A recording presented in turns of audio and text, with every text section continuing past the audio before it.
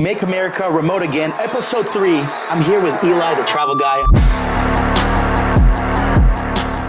You know, went to this really nice university near New York City where like you're supposed to go to Wall Street and make a lot of money. And I basically just said right away and went to basically do the entrepreneurial route. So, you know, a few years in, we're just starting to hit like 4 million revenue, like things are scaling. COVID, international large group trips. Like you couldn't be in a worse business. Like I started to see these other people popping up online that were running these remote businesses. And then eventually I saw like, oh, this is actually a really valuable thing. What would you say like the number one attraction to what you do is? If there's one main thing, is that we put up, like we help people take their bucket list dream trips that are 20, 30, 50, $100,000 trips at like 3 to 5% of the pocket cost. So we were in a blue ocean. Yeah. Like I was creating a niche. Like there was no one doing this the way that I was doing it. So I saw that and I was like, this will be cool.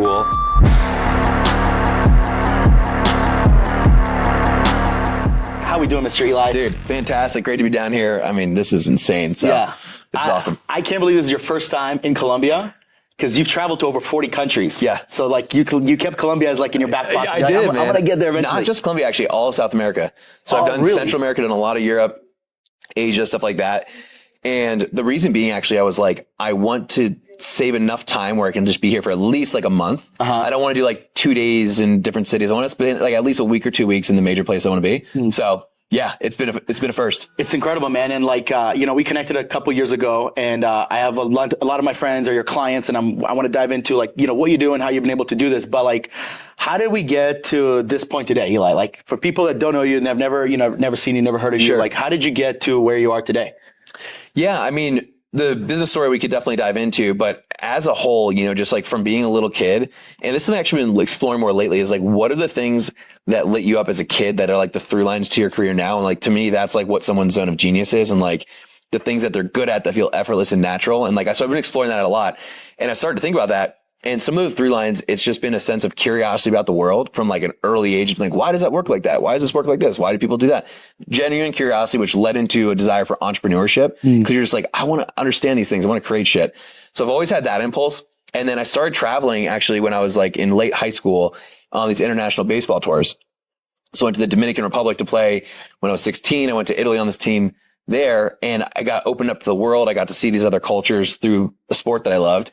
And which was through baseball. Baseball, okay, cool. Yep. In Italy. Yeah, I know. That's so exactly. Yeah, so it was a tour company actually that my high school coach was running. Yeah. Legendary coach. Yeah. Long story short, he invited me to be basically their first team member to help him grow a company that did that ran these sports trips overseas.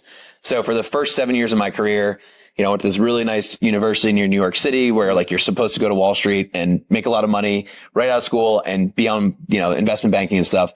And I basically just said, fuck it, right away and went to basically do the entrepreneurial route. So started out building this tour company, got really into travel, got obsessed. And through that, just following that sense of curiosity, sense of adventure, passion for travel. This is my second endeavor in the travel industry. And I've just always loved exploring adventure, having fun, building stuff you love. And that's where I'm at. So if we go back to high school and I ask some of your close friends, like who's he like? What would they describe you as? Social butterfly. Like I was friends with a bunch of different people in different groups. And that would probably be the first thing you'd hear. Like I was always the guy like, you know, one of the things I love to do now is throw events. So I throw an annual ski trip, a ski mastermind event, and it's really great. It's like an invite only experience, really high quality because it's just a good event. And I always love bringing people together. And people are like, why do you like to do this? It's so much headache and details. I'm like, dude, for me, I get off on it. Like I love this shit. And if you went back to like kindergarten, I'm literally like going down the bus talking to people like, hey, there's this thing at the school. Are you coming? Are you coming? Are you going to be there? Are you going to be there? Same thing in high school. Yo, football team, tailgate Friday. You're going to be here. Like just coordinating events, bringing people together.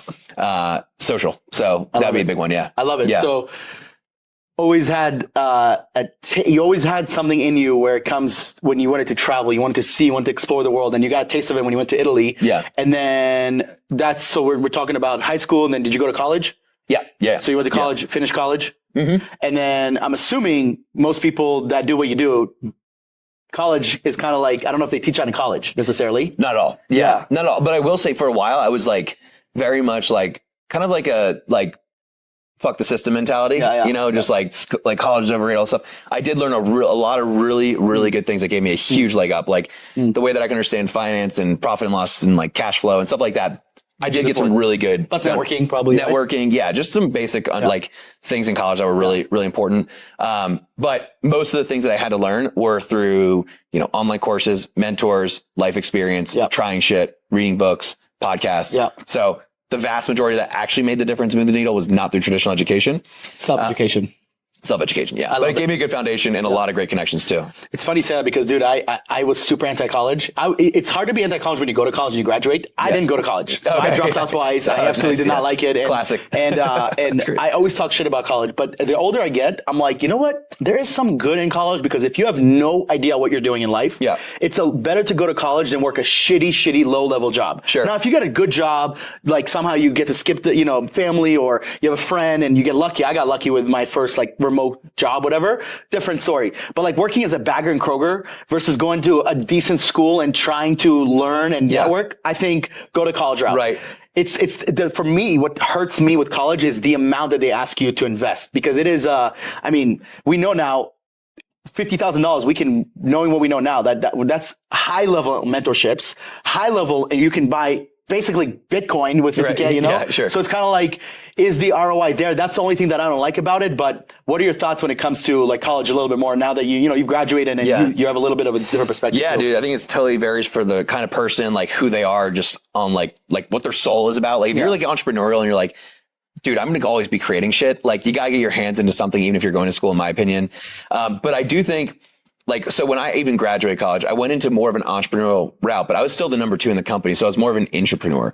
I was the number 2, and they were like, hey, we're building this thing. You go make it happen, which was awesome for where I was at, because I probably wouldn't have been a good number 1 at that point. I had to learn a lot. You're young. I was young. I was super naive, very ambitious. No experience. No experience. I probably would have gotten burned a lot investing in stuff. So I think college, and sometimes having either a good job early on or having a number 2 kind of position gives you enough buffer to figure out what you like in life, what you're good at, what you actually should be doing. If I was 18 and didn't go to college, I might have just maybe my parents were like, hey, the money we'd give to college, we'd give it to you now. I might have just lost it really quickly. I don't know. So odds are, each person's different. I 100%. Think. Yeah. But also friends, and I'm around entrepreneurs, and I'm like, man, people that work a 9 to 5 or work for these companies, they must just hate their life.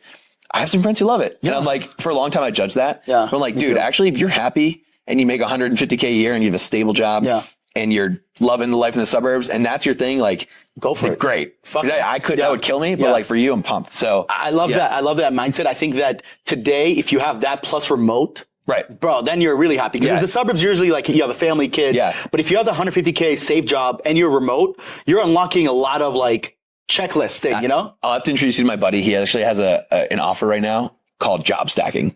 So what he teaches people how to do is how to get 3 to 4 jobs and then use VAs and AI and automation and basically do a Tim Ferriss mindset, but be basically delegate all of your work to 3 other people and essentially have 3 different W-2 incomes and stack those to make 250 to 400K and God work bless. 20 hours a week. If that works, dude, God bless. Because I feel at some point, some people are going to be wait a second. Yeah, exactly. I know, it's crazy, but it's pretty funny. This podcast is brought to you by Remote Latinos. Remote Latinos is a world-class recruiting company that helps companies scale by finding the best talent in the world. We've hired over 1,000 people, and if you're watching this and you're looking to hire someone else, head over there, remotelatinos.com, link in the bio, book a call with our team and let us help you out. This podcast is also sponsored by our community in school. If you're interested in real estate, whether it's wholesaling, fix and flipping, or even Airbnbs, we have a community with nearly 1,000 people that share everything they know about real estate. We go live every single week, do a Q&A. This is absolutely free. And our ultimate goal is just to provide you guys value and connect with more real estate investors, wholesalers, fix and flippers, or really entrepreneurs that are interested in real estate. And lastly, this podcast is sponsored by Creator Fest. Creator Fest is the greatest event for entrepreneurs and content creators. It is the first time in history that content creators get to learn from entrepreneurs and entrepreneurs get to learn from content creators. This event is in Orlando, August 15th through the 18th. It is put together by my dear friend, Iconic Becker. And if you're looking to elevate your content game or elevate your business, you need to be there. I have a link in the bio where you can get $50 off your ticket. So sign up now and I'll see you there. And now let's get back to the podcast. So graduated college, and you talked about being an entrepreneur and not an entrepreneur, and you obviously were super young, trying to figure out life. So what was the period of your life of graduating and getting this job and traveling, and then obviously where you are today? Yeah. So I kind of mentioned a little bit, like my former high school baseball coach was leading these baseball tours overseas. He turned that into a business. And when I was studying abroad in Spain, he was asking me for some help, and I was like, sure, I'll help. And so first, just kind of lesson, I was like, just give value without expecting anything in return. It turned into an awesome job opportunity. Now, the funny part about this was, like, I was so against working at traditional. I had done one internship in like a sales role in a 9-to-5 as in a cubicle, and I hated it. Hated it so much. What did you hate about it? Just like the tedious work, being in it, like everyone's like fake office bullshit talk. They're not really being themselves. Yeah. Like just being so, and like the work sucked. It was so boring, so monotonous. I didn't care about what the company did. The team didn't really have like a cohesive environment. And I remember specifically the sales director, who's not a great leader, let's just say, came over, and like, I'm like 22 years old, but he's like, tries to motivate me. And this was so, it was like insulting basically. He hands me like a $20 bill, and he's like, you see this, Eli? If you hit your numbers by the end of the day, this could be yours. And I was like, $20. I'm like, I gotta get the fuck out of here. So I swore to myself, actually at that point, I was like, I will not work in a place where I can't wear a sleeveless cutoff t-shirt. That was my rule at 21. I'm not even kidding. No. And I was like, so like that's my new thing. A couple months later, job opportunity to get the invite for the tour company. And I was so pumped about it because it was travel, it was adventure, it was something I cared about. I was going to have a big role. I was going to have freedom, and I was going to be entrepreneurial. And I was like, I don't even care what I make. I will figure it out. And I should have probably negotiated a little bit because my salary was really low. So I was working like 4 jobs. I'm hustling, driving Uber, coaching baseball lessons, working at a restaurant, hustling, trying to build this company. So it took us a few years to get traction. And then, dude, we started growing a lot. I was like implementing things. I was going to events. I was reading books, podcasts, all this stuff, implementing a lot of strategies. We started to grow, which is how I started learning about like the point stuff too. So it kind of spawned off of that first company. But you know, a few years in, we're starting to hit like 4 million revenue, like things are scaling. COVID.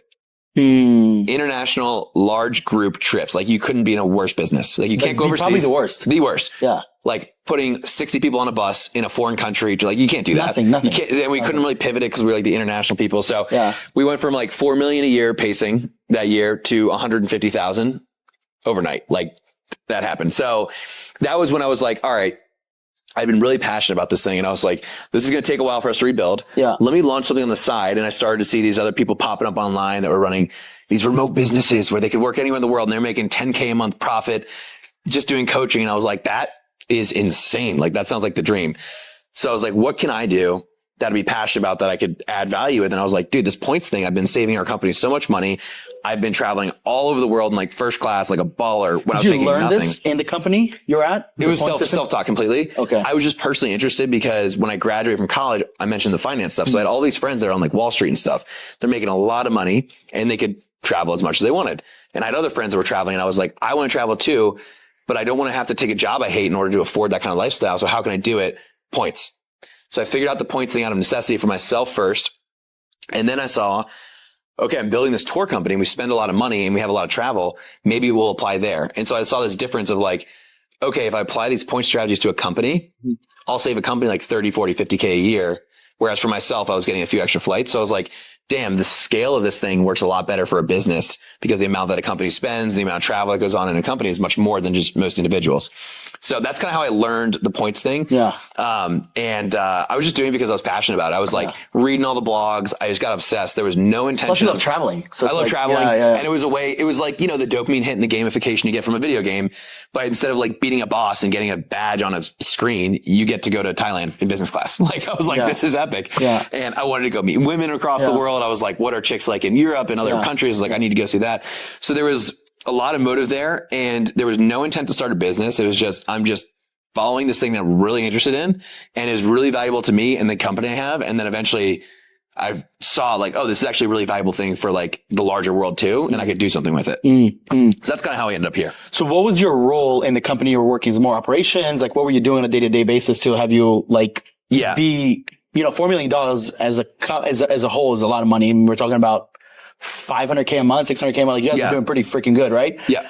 So what was your day to day in that company before you had this vision? Sure. So, well, what's interesting too, I learned revenue and profit are very different things as well, because that was a tour company. So we'd sell $5,000, $10,000 trips. and you can sell a lot of them, but the margins are like totally different than when like 4 million means when you're an online coach or consultant, like Right. totally different. 100%. So that was interesting. But so my first title was like sales and business development. They're like, you're going to go out and build all these different relationships and drive sales. I was like, cool, let's do it. And they also put me in charge of building itineraries for the trips.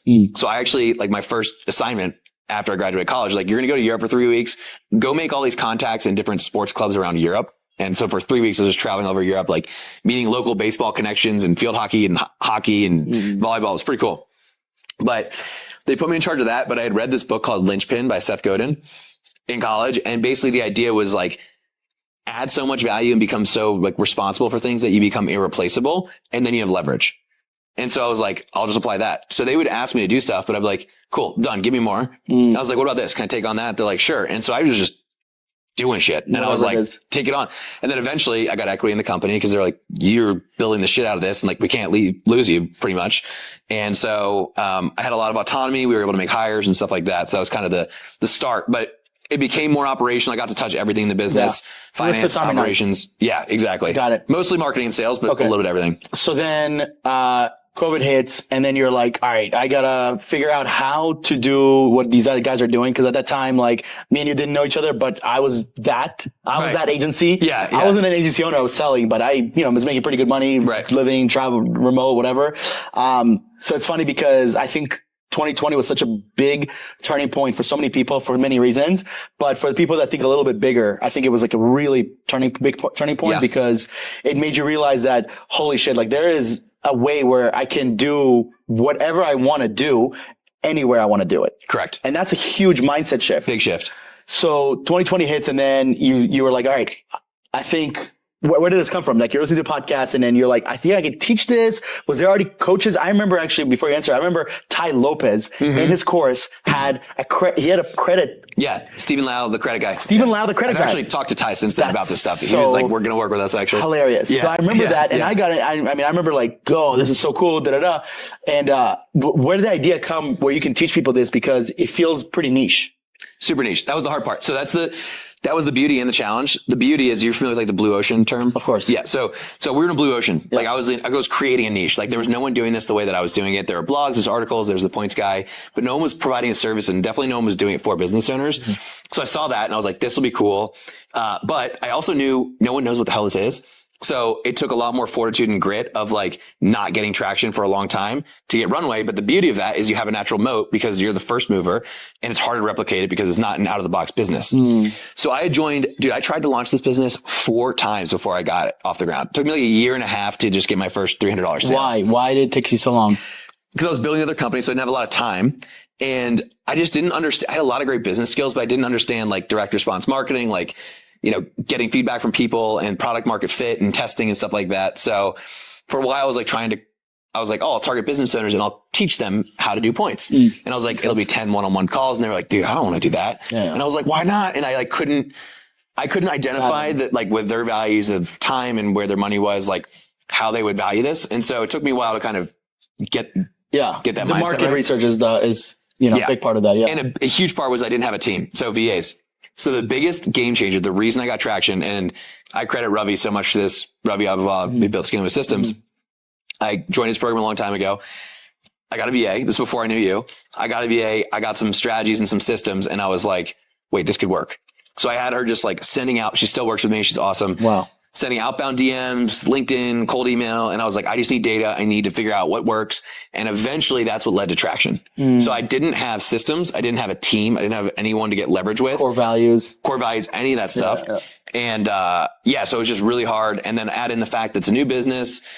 If you're going to run COVID. Yeah. And also I was like launching another travel company off of another travel company during a pandemic. Like, but I didn't know how long it was going to last. Nobody did. So I was Omer, but trust me, man, like in 3 months, you haven't traveled. You're really going to want to travel then. That didn't really work. So it just took a while, but eventually things clicked, and then the brand started to blow up, and it's been up into the right since. Yeah. It's kind of cool, man, because I feel like our parents' generation traveling was so unique. Yeah. It was like a once a year, maybe twice a year. And majority of the time, the trips are like driving down to Florida or like going to New York. So going to Europe is like a very big thing. Yeah. Where now one of my favorite things about the remote world life is that it's so much more common. Like when I tell the people, obviously you've been to 40 countries, which I want to talk about, but that's like more unique. But like most people I talk to, and obviously there are a lot of business owners and they've traveled. They're a little bit more traveled, which is good because for two reasons. One, it provides you a network of people that you can actually work with. But two, it gives you an ability because it's a needed business today because nobody wants to be stuck.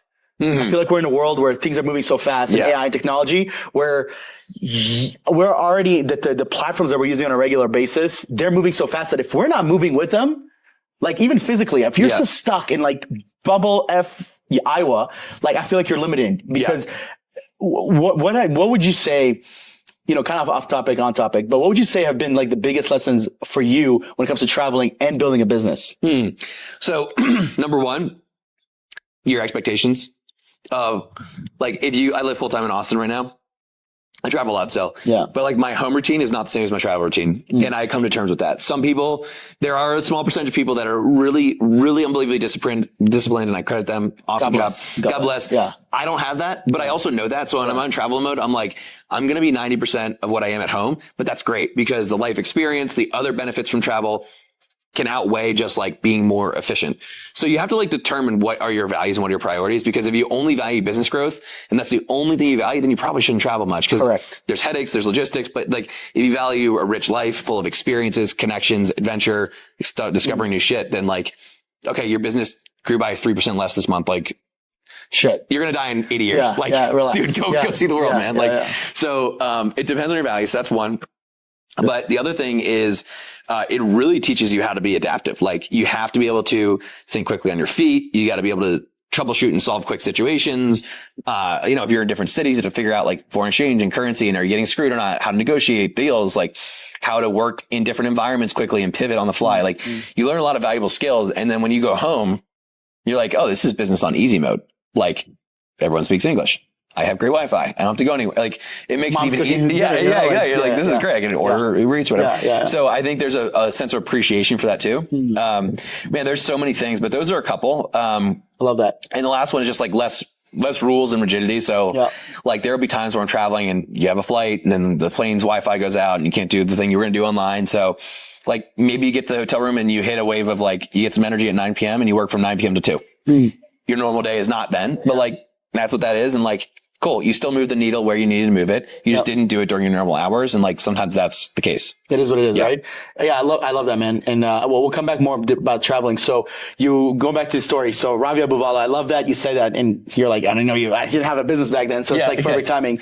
Ravi actually was one of the people inspired me to start a VA business. I didn't want to want to coach, but I like the VAs. I was like, how do I just do I just started a recruiting agency. So, you joined his obviously great program, you know, and you start learning more about systems and hiring, and you have your VA. Where's she from? Philippines. Awesome. She's been with you for what, 4 years now? Yeah. That's insane. That's awesome.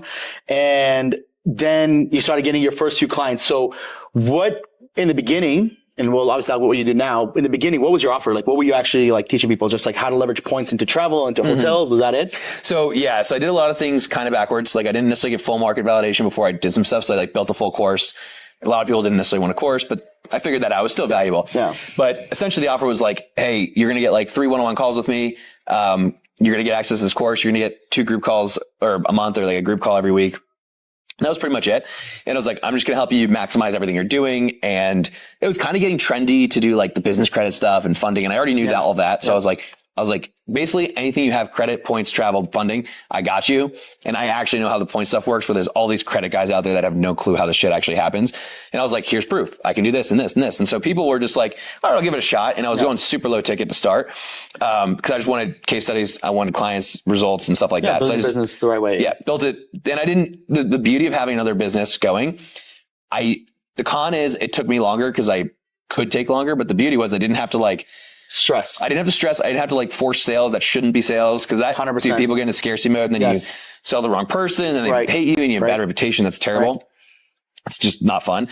And so, yeah, I got traction through that. And then it was kind of like consulting, hybrid coaching stuff. Yeah. I had the course Some people would go through it, some wouldn't, and that was pretty much what it was. Dude, I love the fact that you just mentioned the stress part, because I think that's so many business owners, they start a business and they don't have money, and that is their income. So you get on a sales call and then you're forced to sell someone that clearly is not a good fit.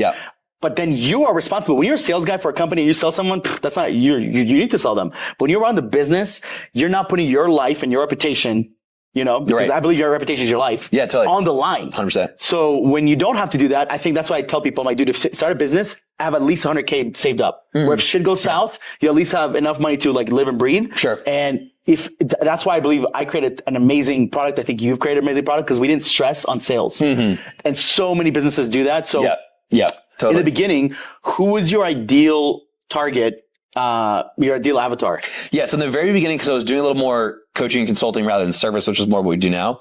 It was basically like early stage online business owner who's kind of a digital nomad-ish, or like wants to be traveling more, and they're running an online business. They had flexibility. Maybe they're spending a decent amount on ads, which generates a lot of points. They had a specialty that they were already going deep into and like knew about the points kind of thing, but they didn't want to become the expert. They wanted to talk to someone.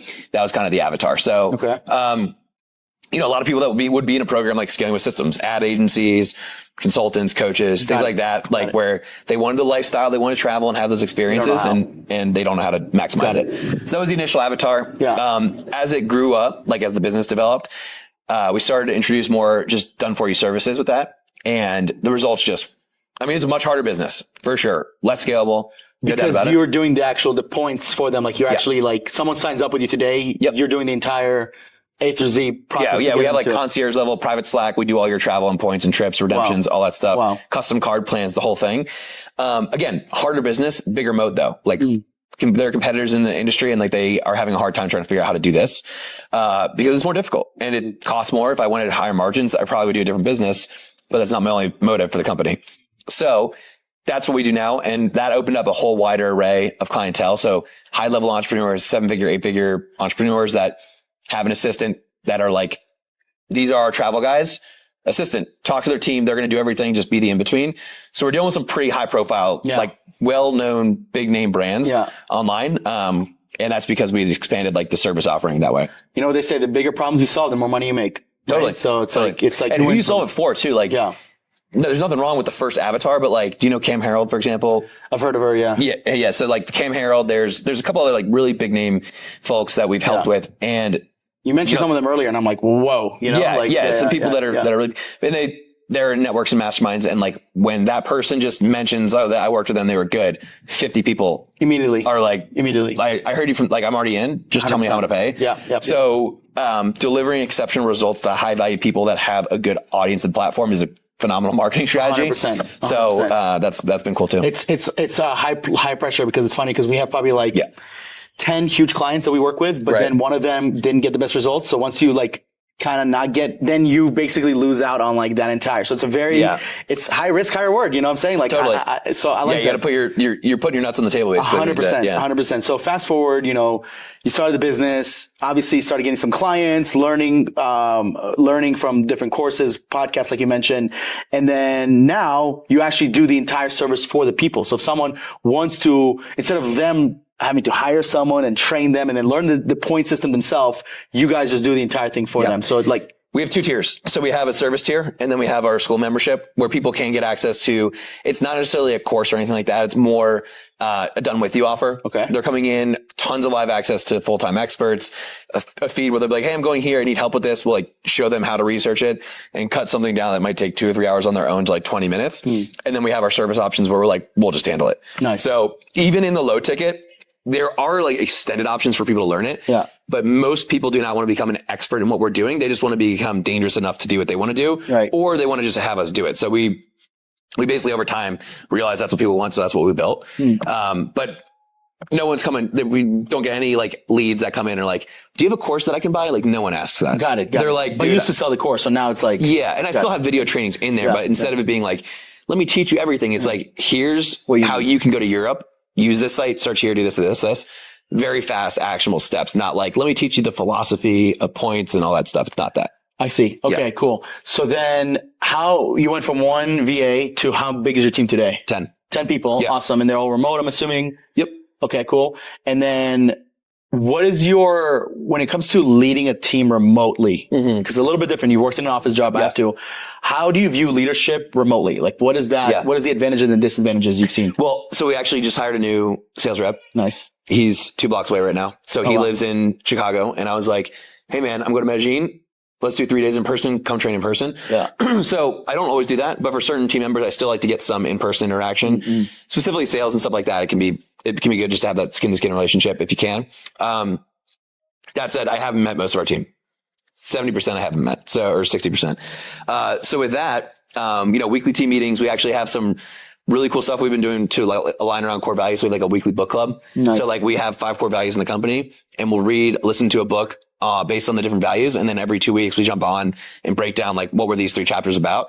So right now we're reading a book called Be Our Guest by Disney about how to create amazing customer experiences. And we have a core value called over deliver. And so everyone's listening to that.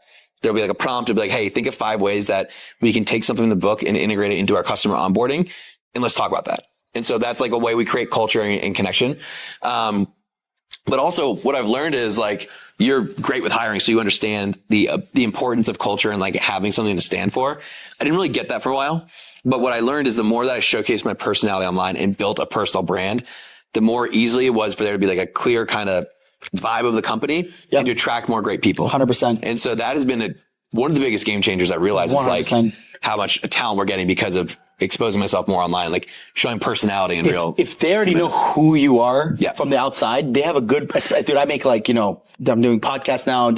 If you spend 10 minutes on my Instagram, you're like, I know the kind of person this is. Right. I don't know. Do I want to work with him? Maybe he seems kind of goofy, or man, this is exactly, he seems laid back. I want that. Right. I don't want the people that don't want to work here and that want more militant, that need a lot more accountability. Great. That's not going to be me. Sure. So the best part is like, we have that with me and my partner. So the fact that you're doing that, that's absolutely genius. I always tell people, dude, if you can build your personal brand, it's not only good for business, but it's good internally because people get to see you. Right. Part of our hiring process, I'm like, dude, what's your Instagram? What's your LinkedIn? I'm like, it's like, here's my Instagram. It's like all pictures and it's like travel. I'm like, yeah, but who are you? Like, I don't know who you are. You do a quick search of me or you right now. Like people will have a good idea of not just the businesses we run, but who we are as people. Sure. Totally. And I think that's a huge thing. So, big deal. Yeah. Been to over 40 countries, bro, which is amazing. What would you say your top 3 countries, destinations for? Here's the kicker.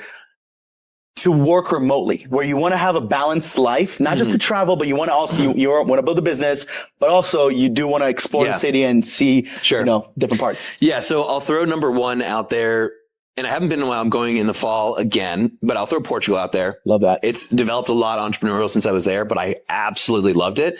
And it's kind of like people will call it like the California of Europe. You're on the West Coast, beautiful weather, like just so many awesome beaches, great food.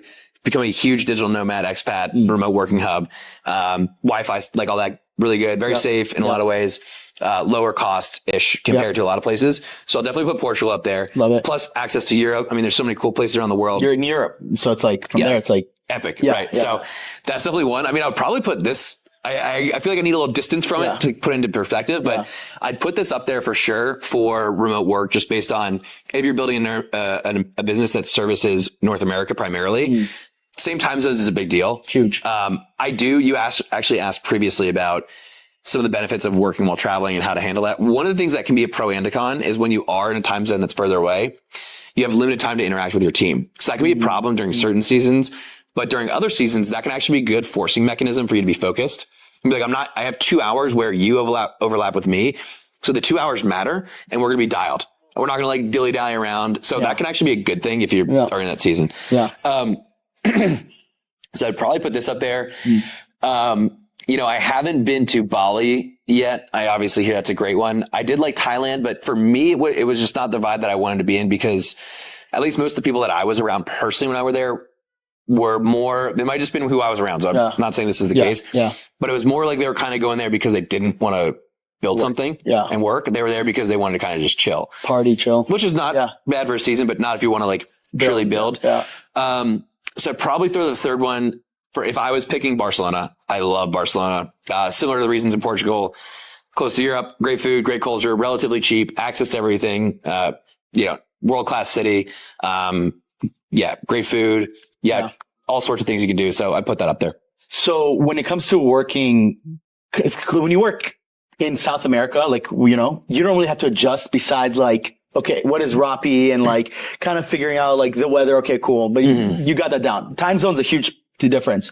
So like, what is your regimen when you're traveling to a different continent and you also want to work? Like, what do you prep yourself ahead of time? Yeah. How do you get in the zone of, cause when you're traveling, I know you're working. You're not just like, you know, just not. Sure. Yeah. And I know you do a really good balance, which is what I think attracts a lot of people to you as far as, you know, your type of clientele. Cause you're, like you said, if you're just grinding, you want to build a business and you don't want to travel, you're probably not. I'm not the guy. Definitely not the guy. Yeah. I'm So the kind like, of guy who's like, dude, let your business just fail for like a month and like go take a life-changing trip. Right. Yeah. So like, how do you prepare yourself when you go to a different continent, different country completely, and you have to adjust and you also have to work? So it does depend on the season of the business. You know, are we hiring, where we have a sales call, like what's going on? Cause like if we have turnover with a sales rep and I'm back on calls for a period, like that changes things. Yeah. But I have kind of a couple different modes. One, like if I'm in Europe or something like that, I love actually working from there because the morning is so quiet for so many hours where it's like, man, you just get like a 5-hour deep work block in. And then like the team comes online and it's like 1 p.m. and you're like, oh, you guys are just waking up. What's going on? Like you're way ahead of the game. So that actually can be really, really nice. It does, if you have a lot of calls that you're doing client facing calls, like if you're taking sales calls, that's tougher because now you're like up late in the night doing that. 6, 7, 8 p.m. That's tougher. But that can be really great for like deep work. So I love that aspect. From a standpoint of how I schedule things when I'm like in North America time zone, whether I'm in Austin or here, wherever, I'll tend to do a lot of calls that I can do without being on a computer in the morning because I like to do walk and talks. So I can get my morning steps in, get sunlight, that kind of thing. And like one of my goals for the business is to be able to like work 80% of the time just off my phone. Because I love, for me, I'm like a verbal processor. I don't really like to type shit, whether it's texting or computer. I'd much rather voice note or speak. And so for me, if I could run the business just talking, I would just walk the whole day and run it from my phone just with AirPods in. So I like doing the morning where I just have those calls. And that's a great way for me to kind of set things. So that tends to be more like the travel vibe when I'm in this time zone. Unless I have like certain periods where it's like I'll block things in the morning, but that's usually what I do. I guess it just depends, like you said, on the season of the business. Cause like, are you having to be in front of clients and are you super intense into like, you have to replace yourself as a sales guy? So exactly. I was just thinking as you were talking, like a couple years ago, I did a Turkey, Israel, Egypt tour. Sick. Super fun, pyramids, spend time with the fam, all that stuff. Pyramids are crazy. Crazy, bro. Crazy. I had to do 2 days there. I was like, I went, first day I did outside tour. The next day I went inside. I was like, this is insane. Yeah, you know, when you walk in, you're like, it's so cool. It's insane. Yeah, it's a fun one. But, I absolutely dreaded having to work 6 to 3 piece. It was, my work started at 5 p.m. and it went until like 2, 3 a.m. Yeah. And dude, honestly, I have never been so disconnected from work. I genuinely remember being like, next time I come here, I'm just going to not work because for me, 1, 2 p.m. to like 8, 9, 10, cool. But like the 6 p.m., I'm out. Mentally, like, you know, I'm mentally clocked in. Of course, I'm a CEO and I always do work, but like at 6 p.m., I don't have a schedule. I can do whatever I want. I can work. I can do. So have you ever felt that in a place that when you've traveled and you have been on a season and like, how do you, because I think that's the one thing that a lot of people hold back from traveling is they're scared of losing their business because of travel. Sure. Well, I do think that to a certain point, that can be very motivating too. Like that was painful for you. That was the worst. So you came back saying, now I need to design the business so I can go there and just do what I need to do and have the team handle it, or I can take the time off.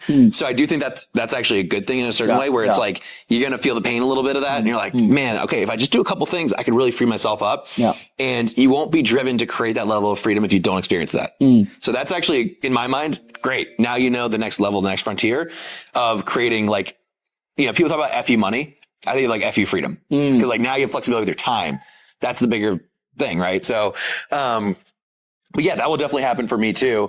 And it's kind of just like, you know, it sounds a little spiritual, maybe woo, but it's like, you just got to surrender to it at that point. You just got to be like, this is the season I'm in, the stage I'm in. I want to change it, but I can't. And if I fight it, it hurts more. So like, just go with it and make the most of where I'm at for this current mode. But I'm also really interested right now. I haven't taken a few weeks off in a couple of years, like in terms of full-time off, because I travel a lot, but I work. Yeah.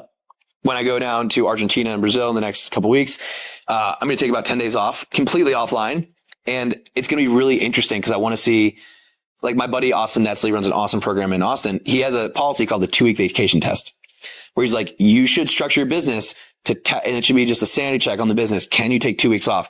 If you can't, that's not necessarily a you problem. That's means the business is not. So yeah. So Austin Netzley has that policy in his company, cool company called 2X. They help people scale through like systems and KPI tracking, all that stuff. But, yeah, the policy of a 2-week vacation test, which is when I first, and this is how I knew I needed that policy in my life. Cause when I first heard it, I got scared. And I should be getting excited, but I was like, I can't take 2 weeks off. And it's like, dude, if that's how you feel, you need it the most. You need it the most because at that point, again, it's like the old saying, like you don't have a business, you have a job and you're kind of like trapped by your own business. And dude, I've been in stages of business growth where I am so much more trapped than any friend that has a 9 to 5 by a lot because there's reputation, there's financial investment, there's promises you've made, there's team that rely on you. And then someone leaves, the system breaks, all this. And what do we do? And that's not a time where you can just disappear. So to be able to build the business in a way and systemize it and delegate it, like to the point where you can take 2 weeks off and the team doesn't just maintain, but it actually grows without you. That's true freedom to me. And that's what I'm excited about testing. Yeah. Cause I'm like, maybe I'm actually more of a bottleneck than I think. Like I have this ego where I'm the guy that needs to solve things. But actually, maybe if I empower people more, give them more autonomy, more clear structures and SOPs and stuff like that, maybe we actually grow by me getting less involved. So there are different seasons for everything, but yeah, I always think that those things are good motivators. I'm going to hit you up and when you're in Argentina, and I want to ask you how it is. Cause when you said that, I got like goosebumps, negative goosebumps. Like my skin crawled. Yeah, right. Like, taking 2 weeks off right now. That sounds really, that scares me. Yeah. And I think, you know, my friend Jana Lee. Yeah. So she's like the ops queen, whatever.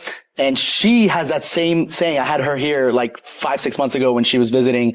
And she was saying the same thing. Like the 2-week test is such a, cause you don't need, obviously 6 months is crazy, but 2 weeks is enough time where you're completely away from everything, Slack and messages and content and whatever the case is. And you clears your mind, but it's also enough time to test your team and your systems. Totally. That's what really boils down to.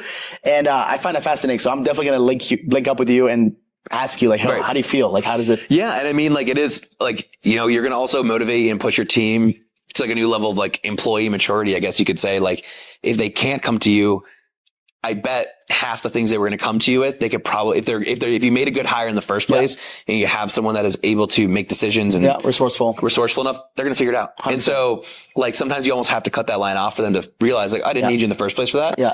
Because it's a convenience to have access to you, right? And so, plus, it's a challenge of leadership. Exactly. Yeah. Plus, both of us are a small team. I have 22 or 23 people. You have 10 people. So it's like we were talking about earlier. We're still at the level where we're talking to almost every person to a certain degree, right? Obviously, some more than others. I have a leadership team, whatever. So it's interesting because I am like the resource for a lot of the people, right? And so are some of the leaders. But what happens when that person's not there or the CEO? So that's definitely something interesting. It's scary because I think that most businesses crumble in those 2 weeks. They take the 2 weeks off and the business, they come back, there's no business. Really? I think that most businesses that are doing between, I think the sweet spot for this is when you're doing at least 50K a month. I think if you're under 50, if you're under 50, it's like, don't take it. Sure. But I think the 50. Or be prepared for like a, stack up cash for the few weeks before. But I think the real thing is when you're between 50 to 200, because at that point you're doing anywhere from like close to $1 million to like $2 million-ish. Yeah, we're in that zone. Yeah. Right? So if you go on vacation, your business is not there in 2 weeks, you never had the business in the first place. You are the business. Sure.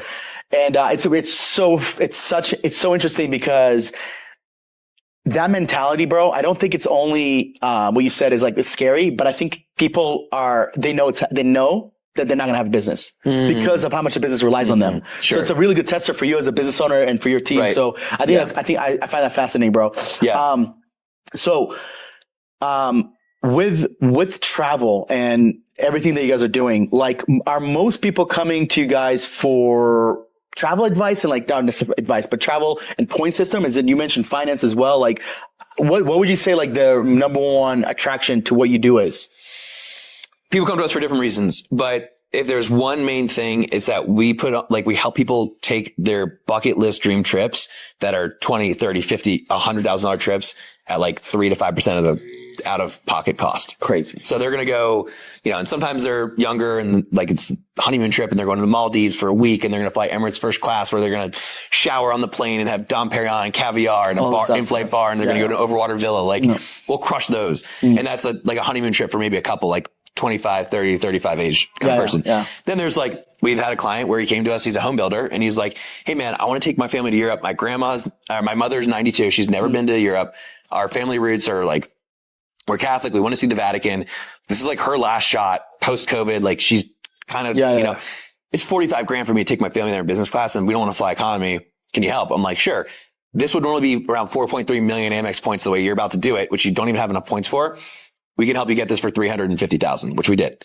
So it was like 1/10 points wise. 350,000 points compared to 4.3 million Amex points through Amex Travel or $43,000 in cash. Wow. So those are the kinds of things we're known for. There are a lot of other things where people are like, I want to just, when I travel a lot for like Icon, for example, when we were working with him, he was doing a lot of travel for events. He's like, dude, I want upgrades. I want first class. I want lounges. I want all this stuff. And he started getting that and he was stoked, dude. He was like, oh, dude, he's obsessed. Yeah. He was like loving it. And so that's a big deal for him, but I'd say the bigger bucket list things are the thing that people mostly come to us for. But when people are like, what are you? What is this? Basically, if we were going to chunk it out, like what is a company? It's like if you took a CPA, like an accountant for your credit cards, because we go through, we audit things. We have like numbers, we're tracking, we're doing all the number crunching. If a CPA for your credit cards had a baby with a points geek and a travel advisor, it's kind of all three. So you can say, where should we go? What are the experiences we should have? I haven't traveled. I don't know. I've got a family. I've got this stuff. We advise on the travel experience. We advise on how to get the right card. So you are maximizing that, being smart with your finances. And that in turn allows us to use the points. So we get crazy deals. Like I was just saying for that guy that went to Europe with his family. So without giving all the way the secrets, like how do you take someone that is about to spend $45,000 on a trip, potentially millions of points to like a fraction of that, but essentially what is that? Yeah. And dude, so here's the thing with this. It's kind of like, I mean, there's a secret sauce, this kind of, but not really. I mean, like, dude, you can Google shit. ChatGPT exists. It's not that the information isn't there. It's that there's too much information and it's too confusing to put it together. So I don't have any qualms around sharing all the secret sauce. Cause like, people have a hard time doing this on their own already, and it takes a lot of time. That's why one of the things I like about your content is actually you actually tell people, and they're like, "I don't feel like doing this." Yeah, exactly. I do the same thing with hiring. I'm like, here's everything. Here's the websites. I don't want to do this. Right. So then they come to you. And exactly. And that's the beauty of if you have something where you don't have to gate your content. Like if you have if you have a business that's completely built off of like gated secret sauce content, it'll catch up. Yeah. I mean, AI is going to be like those are gone in soon. So in my opinion, but the key premise of that is so points can be used differently. Not all points are equal and they can do different things. So there's points like with an airline, you can have Delta miles, you can have Marriott points, but you can also have points with a bank like American Express membership rewards. That's different than a card issued by Amex, which would be like an Amex Delta card. I'm talking about like an Amex Platinum or an Amex Gold that earn you Amex points. When you have those points, or there's some other ones, you can transfer them to airlines and to hotels through partnerships. Okay. So think of it almost like foreign exchange, but with points. So you can take your Amex points and turn them into Air France miles. And through Air France, they have partnerships in this airline alliance. So there's 3 main airline alliances in the world. And there's major airlines in each of those that if you transfer your points into them, they give you really, really good deals. So for that guy, we ended up transferring his Amex points into Virgin Airlines. Do you remember how many points he had? He had around like 1.2 million total. So not a little bit of points, but definitely not a little bit, but like for like most people be like, wow, 1.2 million points is a lot. Yeah. But for a family of 4 or 6, to go to Europe, that was going to cost $43K. He didn't have enough. He would have covered 25% of his family's trip. That's crazy. Instead, he ended up getting it for 300 and I think it was like 350,000 roughly. Through transferring. Now we transfer them to Virgin Atlantic, and certain airlines have different taxes and fees policies.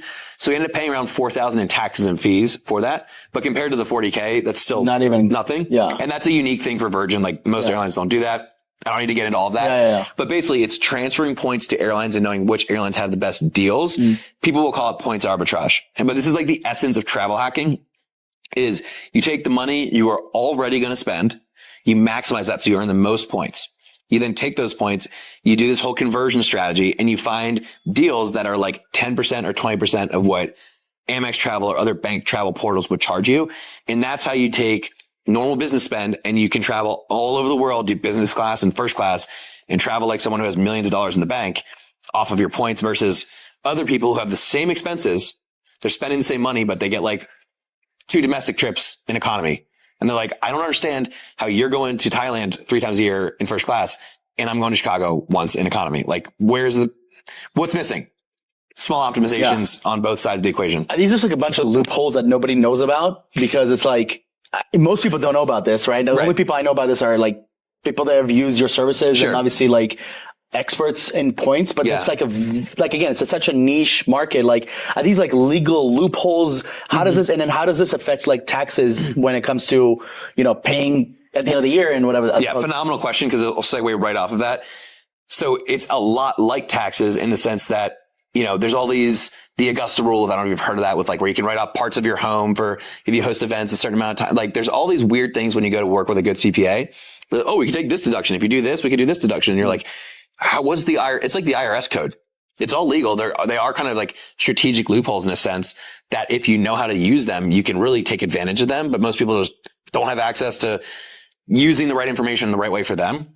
So that's a very similar comparison. Actually, it's a lot like taxes in that sense.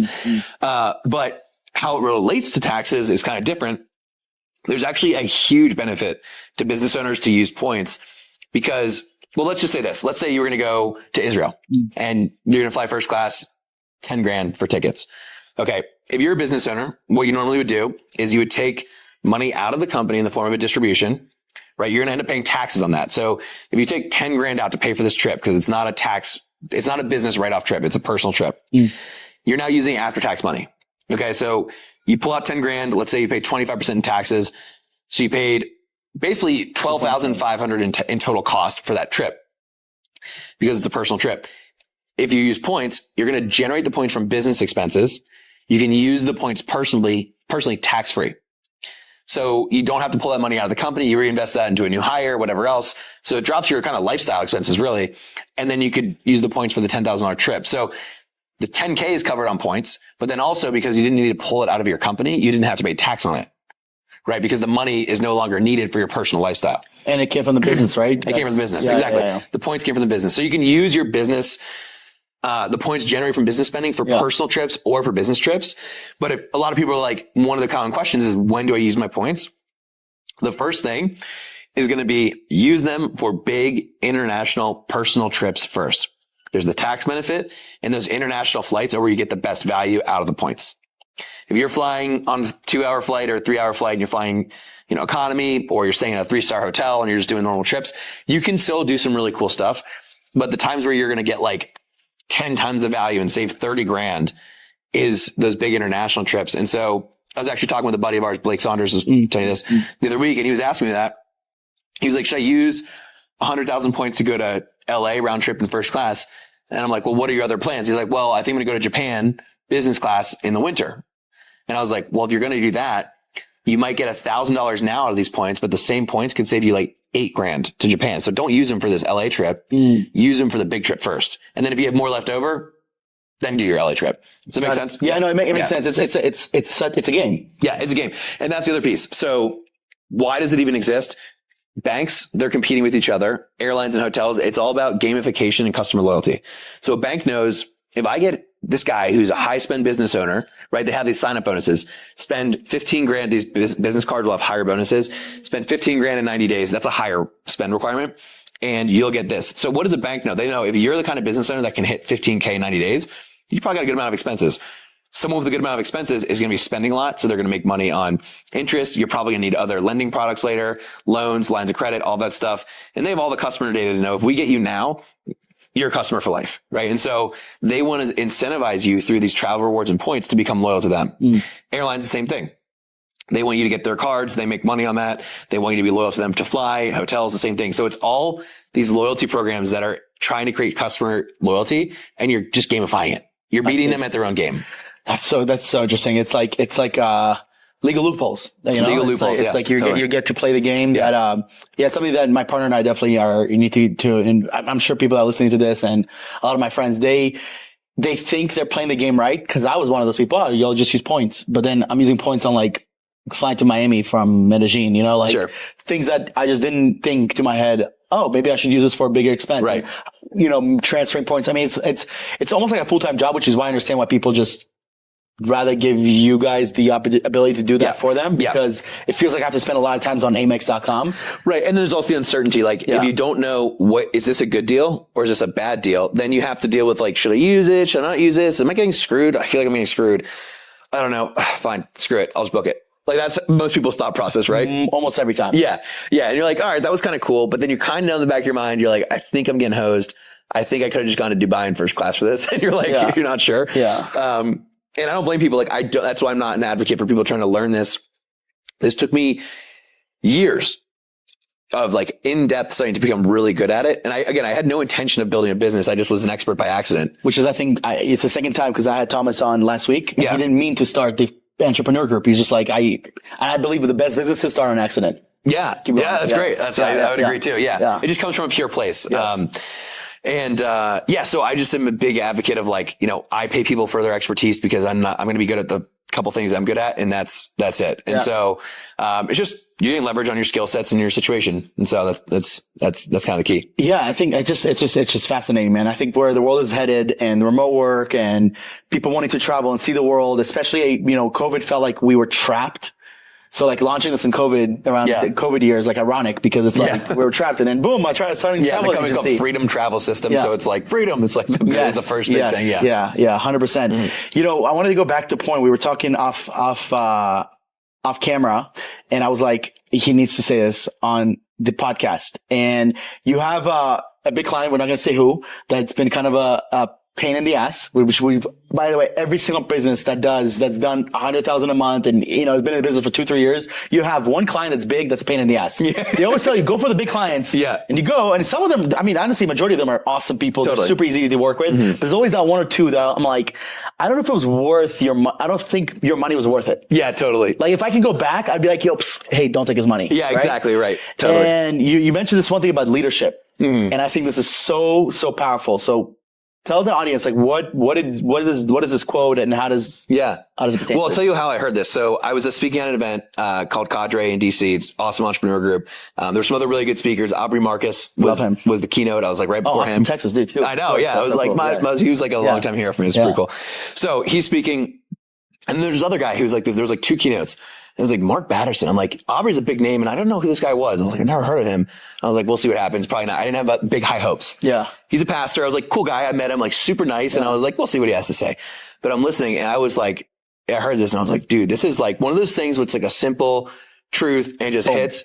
And he was talking about leadership because it's a business conference with entrepreneurs. And he's like, there's 2 things to tell if someone's a really good leader. 2 metrics. Number 1, when they walk in the room, does the level of anxiety go up or does it go down? And number 2 is the closer you get to them, do people say more positive things about them or worse things about them? And I was like, wow, that is a good metric. And it's like, there's so many people out there where sure, they're successful on paper, financially, all this stuff, but they walk in the room and you're like tightening up. You feel like less of who you are. You feel less of yourself, less comfortable around them. And there's other people that walk in the room and you feel like, wow, I feel more comfortable in my skin.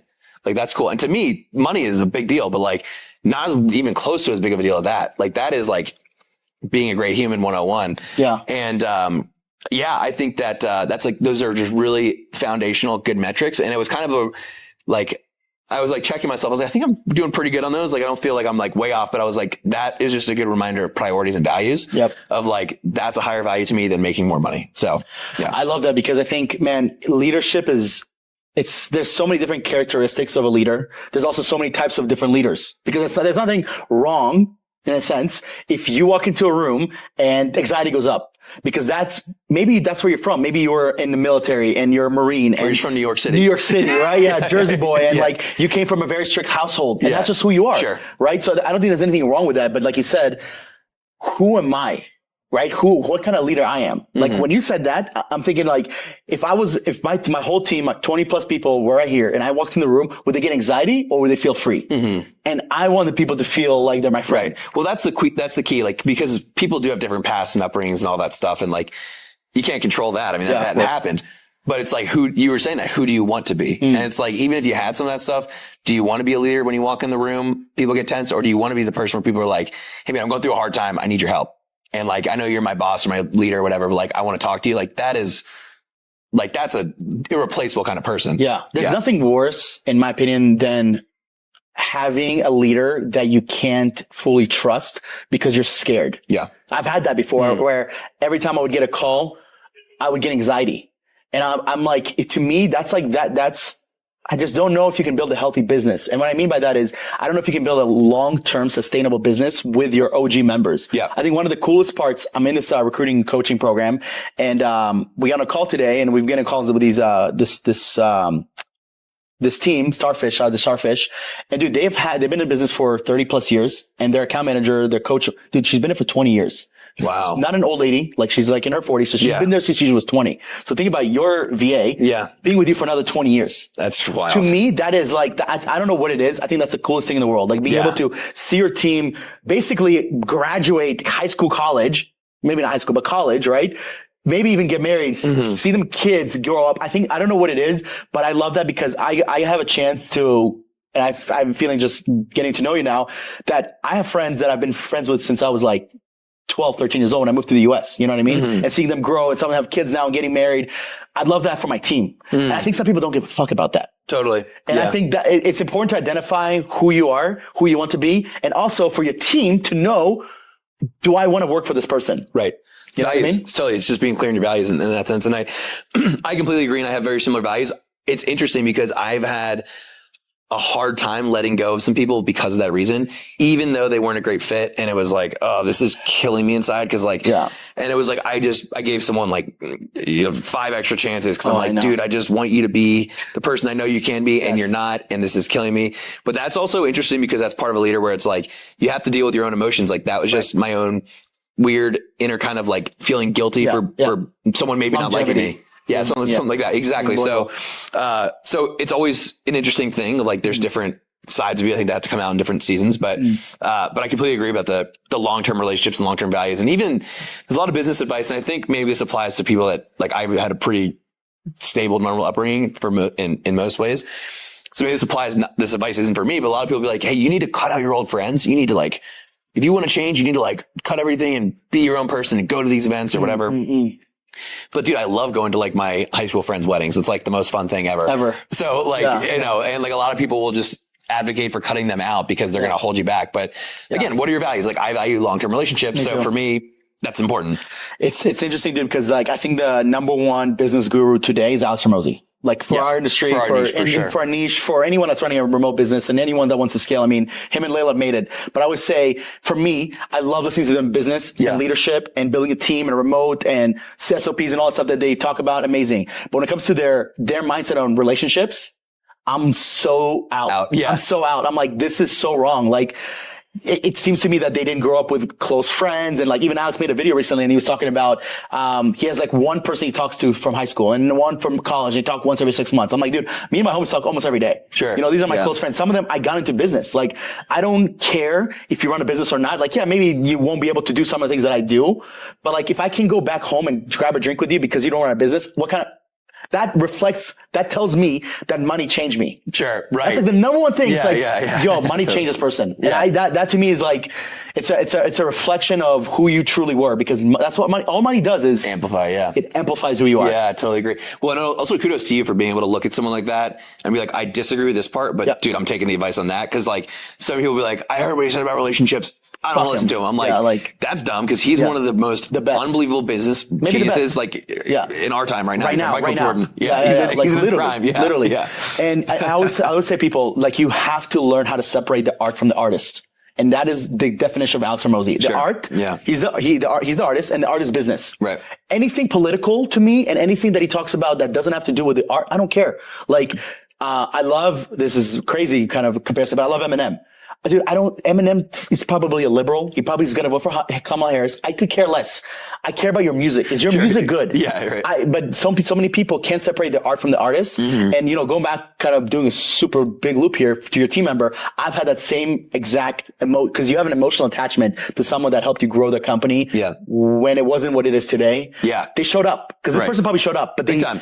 They weren't able to maybe communicate effectively, hitting KPIs and just grow.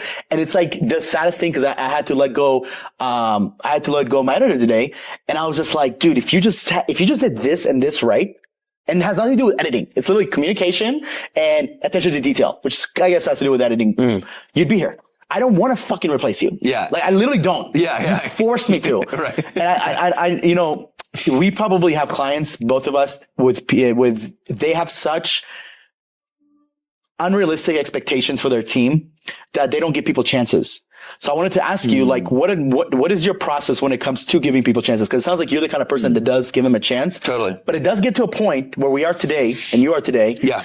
We're giving someone too many chances can hurt you, and giving them too many little chances can also hurt you, because now you have to replace them and train and Right. So what's your mindset when it comes to chances? Well, that's a great question. I think first off, if I look back over the times where I had to give someone a lot of chances, if I go back upstream, what led to this? There were some big misses in the hiring process. So you've seen that a gazillion times, I'm sure. I didn't ask about values or their vision or their goals. I just said, like, do you have the skills? Great. But that's not all that it takes to be a good team member. It's like, there's a lot more than that. So that was usually like an upstream thing. So I learned that, because the more that I get that right, the less chances I have to give. And I don't have to be in that dilemma of like, do I do this or not? Second thing is the whole, hire slow, fire fast mentality. I think there's a lot of truth to that. And I do think there's an opportunity to give chances, but like, there's just a lot of gut feel in that too, to me, where if you know that someone's just done something a couple times in a row, it's like, you could give them a chance. But as I've gone on in business, the patterns have shown that, like, if they haven't gotten it with their first chance, like if you give them a second and a third and if you give them 1 second chance, they haven't gotten it right after that, and they didn't make the change after you made it the first time, the chance that they're going to make it the third time or the fourth time is like really low. And I had to learn also, like, if your business is growing pretty quick, like, I had a really good mentor tell me this. He actually helped scale Mind Valley from like 5 million to like 60 million. So he's like their COO there, blew them up big time. And he was like, dude, if your business is growing at like 100% a year, like it's been growing at, you can't expect a team member to double their skill set and capacity to keep up with that role. Like, the company's going to outgrow them. You're going to have to either hire in more leadership, and they're going to change. He's like, that is not a bad thing. You can't get mad at the person for that. So sometimes, unfortunately, like, the company will outgrow the person, and some people will grow with the company and they can adapt, and that's obviously ideal. But so yeah, I do think trusting your gut in that is huge. I'm a big fan of one chance, and hopefully not having to give other ones. But if you have a team that is kind of fragile, you can get blinded. And so the biggest thing I do for that is I get outside advice. That guy helps a lot. I have a lot of coaches I'll talk to about these things at different points for different things, because they can see it objectively. And if I know, dude, this sales rep is not doing well, but like, the last thing I want to do is go back to closing calls right now. I'm so burnt out of that. And like, I just want to do these other things. Then I'm more likely to keep someone who shouldn't be there, because I just don't want to have to deal with rehiring them and doing it again. Training. And so that is my own blind spot. And so the biggest thing that I do for the chances thing, I get outside help. And I'm like, what are you seeing from here? Because you have a better perspective than I do. I'm too close to it. So that's how I tend to do it. I love, everything you said is so true. The gut feeling is like, you can't teach that gut feeling. Right. There's something like, someone, I interviewed someone last week and everything matched. But something my gut was like, this person's not a good fit. I don't know what it is, a culture difference or something. And another thing, going back to Hermosis, they say this, and this really clicked. They said, your rock stars, you knew about them from the first week, how they showed up, how they finished their work, how they communicate. Like, dude, I look at my rock stars today that I have in my company. I'm like, yeah, you, all of you guys crushed your first week, first 2 weeks, versus like the people that I wasn't sure about. They gave me all the red flags in the first month. Inconsistency, not in KPI, not being detailed, whatever the case is. And I'm like, wow, I can literally tell if someone's going to be them. Or not them. Sure. You know what I mean? Yeah. As we wrap up, man. So if you were to go back to 2020, when you first started the business, what would you do different than you've done today? And I'll ask this in a different way. What would you have done to get to where you are today faster? It's a lot of things. I would get more intimate with the finances. So what that means is really understanding, what are my cash flow metrics? What are the actual core KPIs of the company? Where are these things at? Because it was really easy for me to get caught in the hype of brands growing, revenues growing, all that, but is profit growing? Like, what's going on with your cash flow? Like, these are important things that are lifeblood to a business, where it was like, I haven't really been tracking this closely. Like, I thought if I just kept selling more, like, things should work. And it's like, yeah, but your margins as you built the team went way down compared to what they were when it was just like you and a couple of VAs. So I got a little loose with some of that stuff, and I started investing in a lot of like events and masterminds and coaches and stuff like that. And they were all really good, but it was just maybe too much too fast. And I could have been a little more conservative and just like monitored, like, what are these kind of core KPIs? That would have been one of the biggest things that I just way overlooked. Okay. So that's definitely one. Second one would be, I would get more clear on what a good hiring process looks like and having higher standards. If I want to bring the best out of you, I'm going to be honest. I'm going to be direct. I'm going to give you good feedback because you want to grow. If you don't want to grow, you shouldn't be here. But that would be another one where it's like, I'd have much higher standards for who we hire and when we hire, and not just think of things as like, we need someone next week for sales. Who's best? Okay. You sound good. You're in. And I kind of did that in the beginning. And so that would be something I would definitely change. Those would be the two biggest things. Those are huge. Do you think you can make a B player an A player? You can't make them that. I think that you can create a compelling enough vision that could potentially inspire them to want that for themselves. But I think that's got to come from them, and you can't control that. But I do think if you cast a vision and you're a good motivator and a good leader, you can create an environment where they're going to start to feel, because people, they have maybe shit from their childhood that, like, whatever it is. Yeah. And if you give them resources and you make them feel comfortable enough and that you believe in them, sometimes they'll believe in themselves. And the coach that I mentioned to kind of bring this full circle, that I built the tour company with, he's still a great friend, still own part of that company. Dude, he's one of the best leaders I've ever seen. But his domain isn't necessarily, he's good at business. It's baseball, high school baseball. He'll make the 10th kid on our team who's not that good play better and believe that he's better than the number one kid on the other team. And he's just the best at it. So I've seen it done, but he just believes in the kid so much and they feel it. And then they're like, maybe I am good. So I think there's an ability to help convey that, but some people don't want it. And you can't change that either. Yeah. You're not going to be the one that like gives them everything they need, because at the end of the day, they need to be the one that turns their B to an A, right? Like the best teachers in the world are the ones that are able to deliver information that the kids are going to remember and take for the rest of their life. Yeah.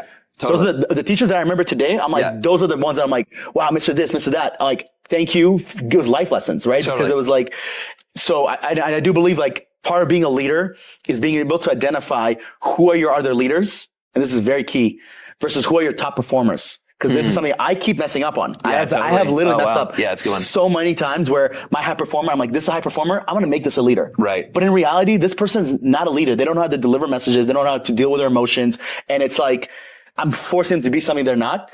And then the other part is turning a B player to an A player. Yes, there's systems involved. Yes, there's training involved. But if they don't have it here and here, then there's only so much you can do. No, they do. I went to a Tony Robbins Business Mastery event last year, which was phenomenal. And he nailed that. So he has a really simple framework for that, which is 3 buckets. So he calls it the artist, or you could almost call it the technician. Like, they're the craftsman. They're good at the thing. They have the skill set. And then there's a second bucket, which is a manager leader. So they're a great communicator, great leader, but they're not necessarily visionary. They're not the risk taker. And then there's entrepreneurs, and they're different people. And I have a hard time. This is one of the hardest things for me as an entrepreneur. I'm like, vision, freedom, compelling, like, take the risk, do the thing. And it's so hard for me to remember that other people don't think like that. So I'll be like, why would they want to work here? Like, they should create their own thing. But I'm like, oh, that person's a craftsman. Yeah. They like doing the thing. They don't want to build the vision. That's not their thing. They like doing the thing. And that's great. And there's other people who like having the team and managing things, and they don't want to be the one to build it, but they also don't want to be the one to actually do it. And so it's like figuring out who people are on that level is so key, because to your point, like, the best point guard doesn't make the best coach. Correct. And so you have to know who they are and figure that out. And as the leader, you have to, because you said, you have to be the one to identify that, because the best leaders identify other leaders, identify other high performers. The craftsmen, they are able to identify quick. Yeah. Right? Because if you don't, good luck. Totally. So what is your perception, idea, hypothesis about where remote work is headed, remote travel, especially with your business? Obviously, the point system's not going anywhere, but obviously with AI, things are going to get a little more tricky. I'm assuming some things are going to get replaced with AI, but overall where we're headed as a species, you only know so much. I'm curious. Yeah. Because, this podcast says Make America Remote Again. Yeah. So I'm always curious about what is your perception of where we're headed with remote work? It's interesting. I thought about this a lot when COVID hit. Because immediately, I don't know why I thought like this, but this was the first, because I've been in the travel industry for a while. The first thing that came to mind was, people are going to stop hanging out with their neighbors, and they're going to start hanging out with people that are like-minded, that live in other parts of the world, and they're going to form communities, and they're going to travel together. I don't know why. I was just like, that was like week 2. I was like, that's a new thing. And that ship has sailed, and that's how the world's going to work. And we've seen it pan out that way, where like people, you probably don't know who lives on the floor below you. Maybe you do. No. But, like you live next to them, right? But you don't really interact with them because you don't have a lot of values alignment. You just live in the same building. We have friends probably in like 35 countries right now that you could text and they would be like a homie. You'd have a conversation. You guys would vibe. Yep. They'd come to Medellin next week. You'd go see them somewhere. And so I think that is a really cool thing that you can just find. It's like a magnet for these like-minded communities to form and meet up at events and travel more. And I think, I think that the remote thing's only going to keep going. But the idea that really fascinates me right now, as far as lifestyle and living goes, when it comes to travel and having those options, is what I'm calling rotational living. Yes. So it's like rotational agriculture, but for living. Because on one spectrum, you have, I own a home, I'm a homeowner, and I live here and I don't move. And then you have renting, and then you have like kind of Airbnb lifestyle, and then you have kind of slow mad, and then you have like nomad, where it's just like you're just doing your own thing. I haven't found any of those to be like perfect, but the rotational living thing to me is interesting because in that you kind of have a little bit of like a home base where you have a community, you have like-minded people, you have a crew, you have a spot, and then you have like 2 or 3 of those. And in certain times of the year, you want to be in certain places because that's where the best time of the year, the weather, the crew, the atmosphere, the ambiance, that flavor, that part of you gets to come out. Like when I go to Miami, it's more business, it's more lively, it's more high energy. That's what I do when I'm in like South Florida.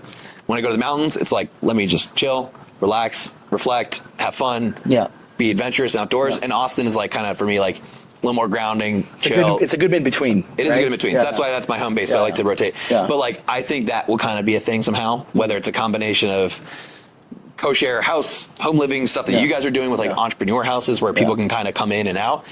I think there's going to be more that style of living, and that will just allow people to do more of what they want and have the freedom without having to be so fluid with their travel where it's like they don't have a home and you have no stability and you can't root yourself somewhere, because that can be hard too. So we'll see what happens. I like it, man, because I think digital nomads I don't even like being called that, because I feel like I'm a nomad, but I live in Colombia. Like, this is my house. I've been here for over a year. Right. Nomads bounce. Right? They're like backpackers with a business. That's what a nomad to me is, sure. right? So I like the rotational because you're able to you're able to travel.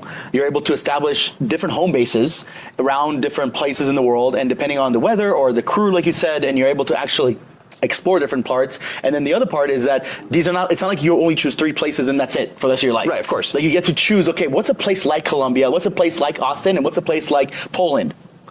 And then you get to basically rotate every other year, or maybe every 2 years, 3 years, whatever. Right. I'm actually a big fan of that. And I think a lot of people that are listening, they're also going to be like, that actually makes much more sense. Right. So I have a client who does it. He's like, oh, this season, Miami. And I was like, oh, where are you right now? I was like, he goes, no, it's winter. I'm in Vegas. And I was like, oh, or it was like the fall. He's like, no, I do a fall in Vegas. And I was like, he said it so matter of fact. And I was like, oh, so what about this summer? He's like, Barcelona. Yeah, like he was like, duh. I was like, oh, sorry, you don't have one home, dude. He's like, it's cool. He doesn't own all these places. Yeah, he's got one primary spot, and then I don't know how exactly they sort it out, but like they do it, and it's like perfectly suited. I'm like, that is really cool. Nice. So, I like it. So last couple things, man. So if you were to start a business today, but you wanted to travel at the same time, that's what inspired you. Because I think a lot of people that are starting the online business is because they want to leave their hometown. Maybe they don't have to come to Colombia, but maybe they're moving to the West Coast or the East Coast, whatever. What do you recommend to those people? Like, what's the best way for them to start the business? Obviously, they need to make sure they have their foundations together. But when it comes to more of the traveling and making sure that they're doing things the right way. Yeah. So, I mean, there's so many ways to do it. I like to give more of like a framework for people to find their, like in this kind of thing, a framework to find their own map rather than like giving an answer, because everyone's so different. If I'm like, do online coaching, I'm like, you maybe would suck as a coach, like not you, but the person. Don't just do that. Yeah. So are you familiar with Ikigai? Are you familiar with this model? I've heard of that, but explain that. So it's a Japanese term. It's like one of my like life philosophies, and it's like a Venn diagram overlap. So it's like to me, it's like if you were on your purpose, you have this balance: what you love, what you're actually good at, so like what your skills are, what the world needs, like it's actually valuable, and what people will pay you for, like what you can get paid for. If you have all of those, like you're doing something you like, you're actually good at it, so you're enjoying it, you love doing it, like it just feels like, fuck yeah, this is fun, and people are actually going to pay you and need it.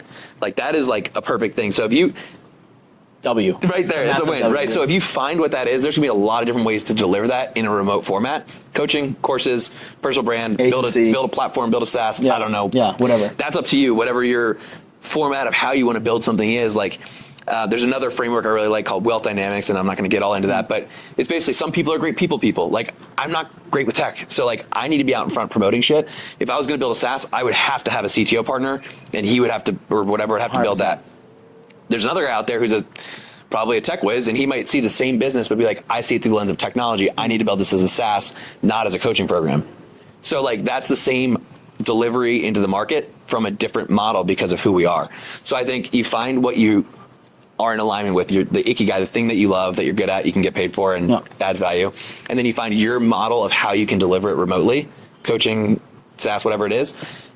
And I think that if you can get those two right and stay with it long enough, that's a pretty good life. That's a pretty good life. Before you go, you said passion. And I love this because I feel like you and I feel like me, we're very unique. Not only because we're young and we get to travel and all this stuff. Like we're already living in a very crazy, cool life, but also because we do something we're passionate about. Mm-hmm. Like I genuinely love being able to help people find jobs and help businesses find remote team members. And they hit me up like, dude, this guy's fucking changed my life. Nothing makes me more happy, right? And you love helping people travel and have the most epic experiences in the world and save a shit ton of money and be able to leverage their points and whatever it is, right? Yeah. But so many business owners are not passionate about what they do. So what is your perception when it comes to passion? Because it's such a, I don't want to say controversial, but it's such a like a kind of like, ooh, but I'm not passionate about this, but it makes money and I get to do. So I think in the diagram you just said, I think it crosses off 3 out of 4. Exactly.